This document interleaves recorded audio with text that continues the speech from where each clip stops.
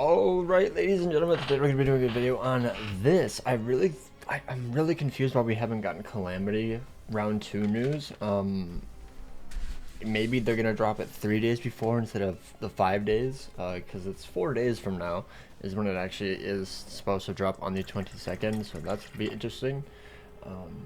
But yeah, we have this 1,000-Year Blood War Selection, which drops on the 19th, surprisingly right before, or right as the news hopefully drops.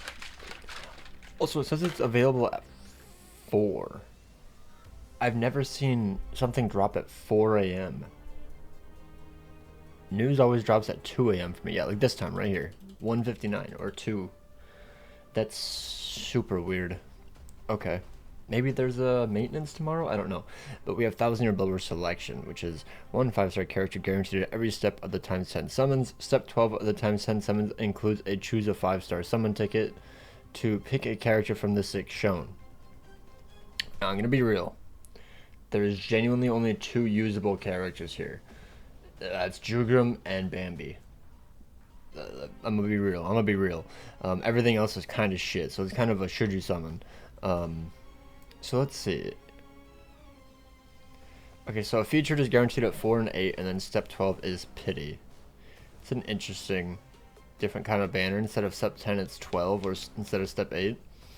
But it does have discounts, so maybe that's why it's step 12. Because with discounts, it probably adds up to the same amount of orbs as like a step 10, just like the Eisen banner. So many banners.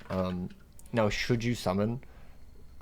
Realistically, if I had to say so, I feel like it's a no, because Bambietta is a good support. Jugram is an insanely good DPS. Can I see? I don't think I can see their skills, unfortunately. Oh, yes I can. Yeah, because Jugram is he melee? I'm pretty sure he's melee hollow killer. I don't think he's ranged, because I think it's Gremmy. Or like Zombie Tosh or 5th Annie remake Ichigo is range hollow. But Jugram is still absolutely insane. I think he was the best best power character before Yuha dropped. But yeah, Hollow Killer Plus, he has recharge of 14%, and then he has the gauge effect with Frenzy 1 and an extra 100% Berserker whenever he procs the gauge. He has Sprinter 1, Havga 20, and Sharpshooter. His EX skill is EX chance to inflict lacerate every 5 seconds, and then EX damage to lacerated enemies of 35%. So really high chance to lacerate enemies because of this, and then Frenzy plus 3 with the gauge. He has Berserker at 50%, Bombardment of 1, damage to lacerated enemies of 60%, Amulet Reversal, Freeze Duration minus 200%, Gauge Rampage, Start Gauge of 70%, SP Boost of 80%, Weakened Defense, Increased Chance against Hollows, Debilitator, and then Frenzy plus 2. Which, Frenzy plus 2 with the Gauge is perfectly fine.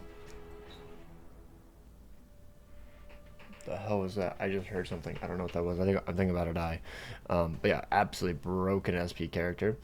As for Askin, I generally think he is kind of a whatever character in Brave Battles nowadays. He doesn't have the opening stat boost or anything. He also was just like a main booster, but now you can't use boosts in this game, really. And he doesn't have persistence, I believe is what it's called. Yeah, he doesn't have he doesn't have persistence breaker. That's what it is. The thing that like Mila Rose introduced a few months later after he dropped, so he kind of just gets absolutely cooked, kind of just useless. Sajin, same thing. He never really shook up the meta either, to be honest. He was just whatever, especially with Uryu and Jugram as well nowadays. Yeah, he's not doing anything. Let's be real.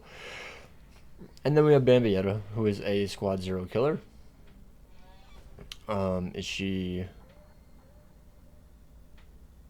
I can't remember. She's melee Squad 0 killer. Okay. Power, normal attack damage of 35%, Sprinter plus 1, long reach of 20%, paralysis duration minus 200%, EX Bruiser of 30%, Bruiser of 60%, Debilitator of 5 seconds, damage to weakened enemies of 40%, Enhancer Marauder, she has Booster, 33, Team Party, increased damage to status element affected enemies of 20%, so a really good team bonus, increased chance against Soul Reapers, Poise, and then Recharge of 12%. She's just a really good, solid support unit overall, and also does a lot of damage.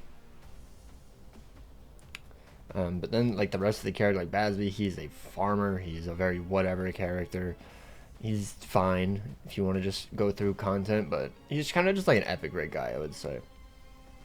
And then Apache genuinely has like no use anymore. She's just like a decent GQ unit for range, no affiliation, but she doesn't do much. She's kind of just a whatever character, and so that's why I feel like it's not worth summoning for, simply because it's like one or two characters maximum that has any sort of value, and besides Jugrum, it's I also feel like Jugrum will become filler by like October time, because they've been putting characters filler way faster nowadays. So keep that in mind. I have to imagine he's gonna be filler at the latest by end of year. At the latest. And if he's filler on the end of year banner, you'll probably end up pulling him a few times, because he is a very good character, but he's just kind of like a outdated character. Because he's like what, 6 months old at this point. So it's like I don't think you need him anymore. Especially like summoning on a banner with like these mediocre of characters, like besides Bambi, it's just whatever. Personally, I say skip. I'm gonna be skipping.